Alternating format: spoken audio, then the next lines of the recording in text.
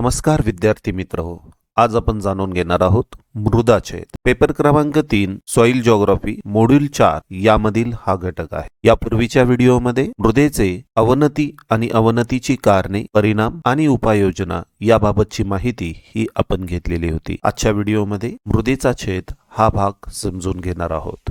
मृदेचा छेद याची पहिल्यांदा व्याख्या समजून घेऊ. भूपृष्ठापासून जनक खडकापर्यंत उभा छेद म्हणजेच मृदेचा छेद. सर्वसाधारणपणे विकसित मृदा म्हणजे 47% खडकांचा चुरा, 25% हवा, 25% पाणी, 3% सेंद्रिय घटक होय. असे मृदेचे आदर्श स्वरूप निर्माण होण्याची क्रिया दीर्घकाळ चालते. मृदा छेदाचा अभ्यास केल्यास मृदा निर्मिती क्रिया समजणे हे सोपे जाते. म्हणूनच प्रात्यक्षिकामध्ये मृदा छेद अभ्यासण्यासाठी आपल्याला हा भाग दिलेला दिसून येतो. मृदेच्या छेदात 5 क्षितिज समांतर थर आहेत. पहिला थर ओ थर, दुसरा अ थर, तिसरा ब थर, चौथा क थर, पाचवा ड किंवा र थर. मृदा निर्मितीची क्रिया कोणत्या दिशेला होते हे जनक खडकापासून भूपृष्ठापर्यंत घेतलेल्या मृदेचा छेद याच्या अभ्यासावरून समजून घेणे सोपे जाते.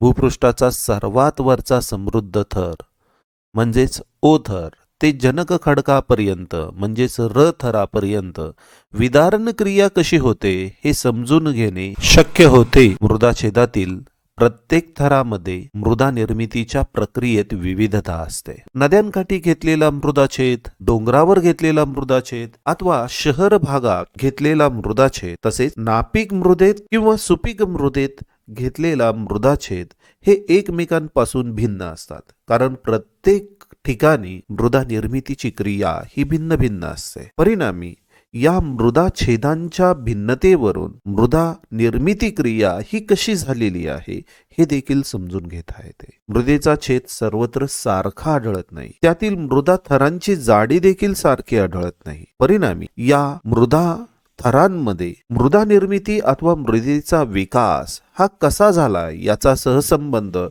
या मृदा छेदाद्वारे समजून घेता येतो. आपण मृदा छेद हा नेमका कसा दिसतो हे या आकृतीवरून आणि फोटोग्राफवरून समजून घेऊ. मृदेचा हा सगळ्यात वरचा थर आहे, यालाच ओ थर असं म्हणतात. म्हणजे हा जो काही आहे हा ओ थर आहे. या ओ थराचं वैशिष्ट्य काय असतं तर ओ थरामध्ये सेंद्रिय द्रव्य भरपूर मोठ्या प्रमाणात उपलब्ध असतात. अनेक सूक्ष्म जीवजंतूंचे या ठिकाणी अस्तित्व असलेले दिसून येते. त्याखाली असणारा जो थर आहे त्याला अ थर असे म्हणतात. अ थर याला व्यय थर असे म्हणतात की ज्या थरामधून मोठ्या प्रमाणावर खनिजे, सूक्ष्म मृदांचे कण हे खालच्या थरामध्ये वाहून जातात. असा हा थर कायमस्वरूपी यातून खनिजे ब थरात जातात. यामुळेच याला व्यय थर असे म्हटले जाते. तर ब थर हा अ थराच्याच खाली असलेला थर आहे. हा जो काही थर आहे या थरामध्ये अ थरातून आलेली सर्व खनिजे ही या ठिकाणी संचयित झालेली दिसतात. सर्व खनिजांचं एकत्र संचयन होत असल्यामुळे या थरामध्ये तुलनेने अ थरापेक्षा गडद रंग प्राप्त झालेला दिसून येतो. या थरामध्ये मुळांची संख्या ही अ थरापेक्षा ही कमी आढळलेली दिसून येते. अधूनमधून या थरामध्ये लहान मोठे खडकांचे दगडगोटे, खडकांचे तुकडे हे आढळून येतात. हे अधूनमधून आढळणारे जे काही खडकांचे तुकडे ते अविदारित असलेले दिसून येतात. ज्यावेळेस कोरडा ऋतू असेल त्यावेळेस या कोरड्या ऋतूमध्ये पाणी वरच्या दिशेला ज्या वेळेस जाते, पाण्यामधले क्षार हे देखील वरच्या दिशेला सरकलेले दिसून येतात. तिसरा थर आहे तो म्हणजे क थर. यालाच विदारित द्रव्याचा थर असं म्हणतात. या फोटोग्राफ मधील हा क थर आहे. म्हणजे हा क थर म्हणजे काय आहे तर सर्व जे काही खडक आहेत त्यांचं विदारण झालेला थर आहे. विविध खनिजे किंवा खडक हे ठिसूळ होतात, त्यांचा मुरूम बनतो. असे हे ठिसूळ विदारित द्रव्य हे क थरामध्ये असते. या क थरामध्ये थोड्याफार प्रमाणात लहान मृदांचे सूक्ष्म कण हे देखील अस्तित्वात असतात. तर ड थर म्हणजेच जनक खडकाचा थर हा कठीण खडकाचा थर असून तो पाणी अडवणारा थर म्हणून ओळखला जातो. या फोटोग्राफमध्ये मात्र ड थर स्पष्ट केलेला नाही. फोटोग्राफमध्ये आपल्याला ओ थर ओळखता येतोय, याचबरोबर अ थर ओळखता येतोय, ब थर हा तुलनेने यामध्ये डार्क आहे तो ओळखता येतोय आणि क थर हा देखील ओळखता येतो.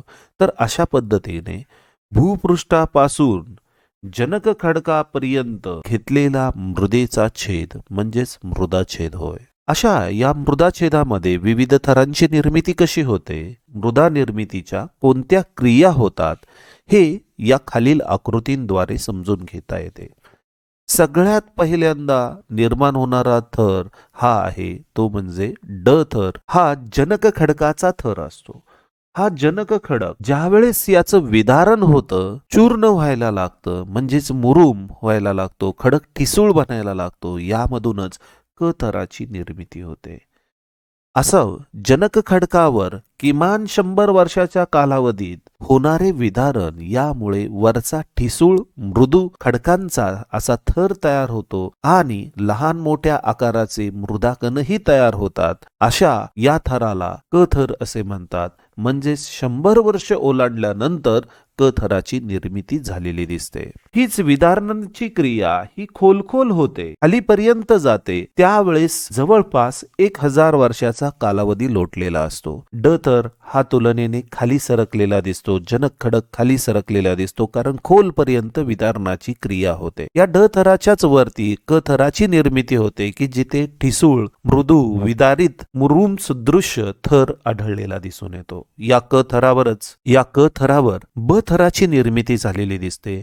ब थर या ठिकाणी निर्माण झालेला दिसतो. ब थराची निर्मिती झाल्यानंतर थोड्याफार प्रमाणात वनस्पती जीवन हे क थरापेक्षा अधिक असलेलं दिसून येते. सर्वसाधारणपणे 10,000 वर्षाचा कालावधी लोटल्यानंतर आणखी विदारण क्रिया ही खोल गेलेली दिसते.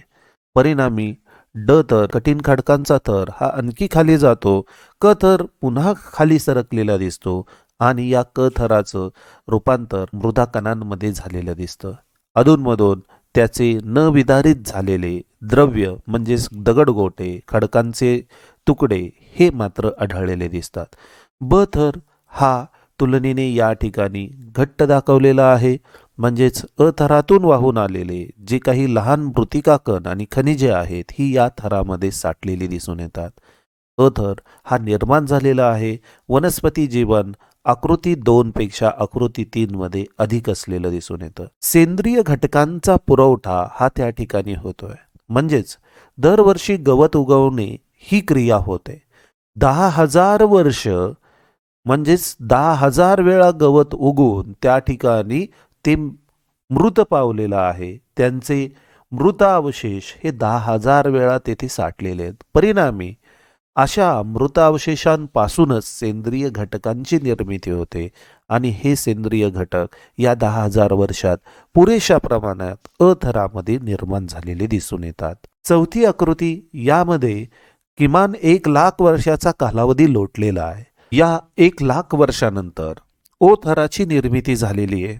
ओ थर प्रामुख्याने सेंद्रिय घटकांचा संचय असणारा थर असतो. वनस्पतींचा पालापाचोळा, कुजलेले गवत, फळे, फुले, काटक्या, फांद्या या सगळ्यांचा मिळून हा थर असतो.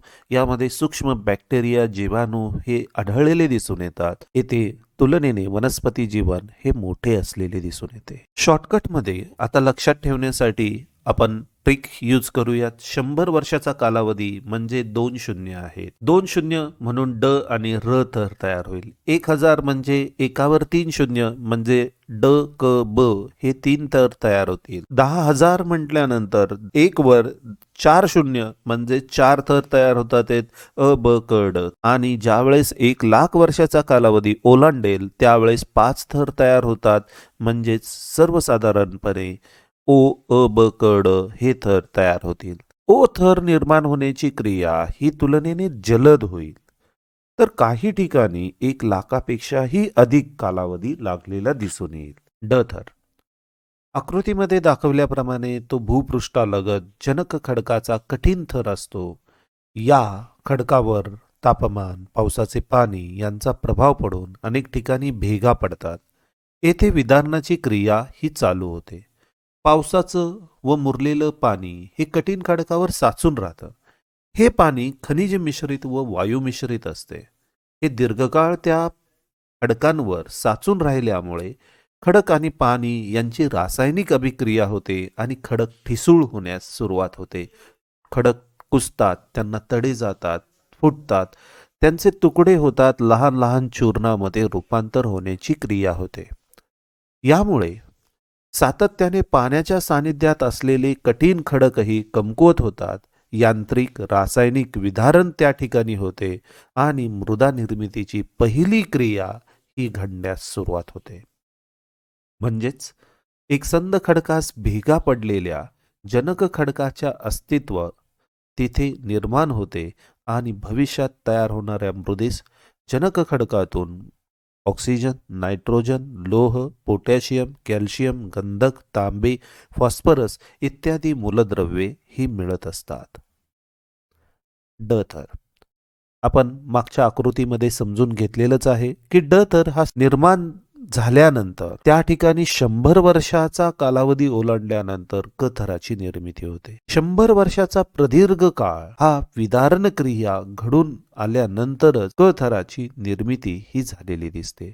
ड थराचे जास्त कालावधी विदारण क्रिया झाल्यामुळे विदारित द्रव्य म्हणजेच क थर होय. मुरुम सदृश्य ठिसूळ खडकांचे भाग, कुजलेले कमकुवत खडक, काही वेळा अपपर्णन झालेले लहान मोठे गोलाकार असे खडकांचे भाग हे या क थरामध्ये आढळतात. या थराच्याच वरच्या भागात जाडीभरडी मृदा ही तयार झालेली दिसून येते. या थरावर काही प्रमाणात वनस्पती जीवन येण्यास सुरुवात झालेली असते. थोडक्यात विदारणाची खोली वाढत जाऊन मृदा निर्मितीची क्रिया ही घडून आलेली दिसून येते. क थर 1000 वर्षाचा प्रदीर्घ कालावधी ओलांडल्यानंतर विदारणाची क्रिया ही ब थराचे अस्तित्व दिसण्यास कारणीभूत ठरू लागते. आकृतीमध्ये आपल्याला ब थर हा स्पष्टपणे दिसून येत आहे. जाडीभरडी मृदा, सिलिकेट मृत्तिका या थरामध्ये निर्माण होत असतात. लहान मोठ्या आकाराचे गोलाकार खडकांचे भाग क्वचितच या थरांमध्ये आढळलेले दिसून येतात. दीर्घकालीन विदारण आणि खनिजांचा संग्रह ही मृदा निर्मितीची क्रिया या थरामध्ये घडलेली दिसून येते. वनस्पती जीवन निर्माण झालेले असते.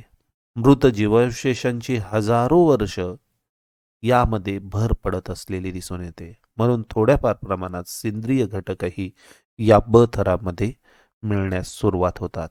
मात्र या थराचे खरे अस्तित्व अथवा गडदपणा दिसण्यासाठी अ थराची निर्मिती होणे गरजेचे असते. कारण अ थरातूनच विविध खनिजे आणि सेंद्रिय घटक हे ब थरामध्ये येऊन साठत असतात. म्हणूनच ब थर हा निर्माण होण्यासाठी किमान 10,000 वर्षांचा कालावधी लोटल्यानंतर हा अ थर निर्माण होईल आणि अ थरातून ही सर्व खनिजे ही ब थरात येतील आणि मगच ब थर हा संग्रहक थर म्हणून ओळखला जाईल. त्याचा रंग इतर थरांपेक्षा मग गडद होईल. म्हणजेच ब थराचे खरे अस्तित्व हे 10,000 वर्षानंतर आपल्याला जाणवते. अ थर साधारणपणे 10,000 वर्षाचा कालावधी लोटल्यानंतर अ थराची निर्मिती होते. विदारणाची खोली वाढलेली असते. अ थर हा मृत्तिकांनी आणि सिलिकांनी संपन्न असतो. या थरातून खनिजांचं वहन होते, व्यय होतो. म्हणजेच खालच्या थरांमध्ये ही खनिजे ब थरामध्ये वाहून जातात. या खनिजांबरोबर सिलिकांचे वहन होत नाही. त्यामुळे सिलिका मात्र अ थरात तशाच राहतात. ज्या थरामध्ये सिलिका अधिक असतात तो थर तुलनेने फिकट, भुरकट असा असलेला दिसून येतो. परिणामी असा हा जो काही थर आहे हा थर तुलनेने कमी गडद असलेला दिसून येतो. याशिवाय वारा, हिमनदी, नदी यांच्या वहन व संचयन कार्यामुळे देखील अ थरामध्ये विदारित द्रव्य अथवा मृदाकण हे संचयित झालेले दिसून येतात. मृदेच्या वरच्या थरामध्ये सौर ऊर्जा ही उपलब्ध होत असते. वातावरणातील विविध वायू, पावसाच्या पाण्यात विरघळलेले पदार्थ, धूळ, हवेतील जीवजंतू, सेंद्रिय पदार्थ, मानवनिर्मित खते यांचीही भर ही अ थरामध्ये ही पडू लागते. ओ थर आकृतीमध्ये दाखवल्याप्रमाणे 4 वर्षाचा कालावधी ओलांडल्यानंतर ओ थराची निर्मिती होते. हा मृदाछेदातील सर्वात वरचा थर आहे. हा थर मृदेची सुपीकता व समृद्धता निश्चित करतो. प्राणी वनस्पतींपासून प्राप्त झालेल्या सेंद्रिय द्रव्यांच्या संचयनाने या थराची निर्मिती होते. या थरामध्ये विविध पिकांचा पालापाचोळा, वनस्पतींची वाळलेली पाने, फुले, फळे, लहान फांद्या, वाळलेले गवत, प्राण्यांची विष्ठा आणि लहान मोठ्या प्राण्यांचे मृतावशेष या भागात असलेले दिसतात. या थरामध्ये मृतावशेषाची विघटन हे सूक्ष्म बॅक्टेरियांमार्फत होत असते. जे घटक विविध प्राणीमात्रांनी प्रत्यक्ष अप्रत्यक्षपणे वनस्पतींकडून ग्रहण केलेले असतात, ते सर्व विघटनामार्फत पुनर्प्राप्ती ही मृदेस झालेली दिसून येते. ह्युमसची निर्मिती या थरामध्ये झालेली आहे. कार्बन, नायट्रोजन हे मृदेस पुन्हा मिळतात. अशा पद्धतीने मृदेचा छेद यामधील आपण 5 एकूण थर यांची ओळख करून घेतली. एखाद्या ठिकाणी जाऊन तपासायचे आहेत किंवा नोंद करायचे आहेत, असंच आपलं प्रात्यक्षिक असेल. धन्यवाद.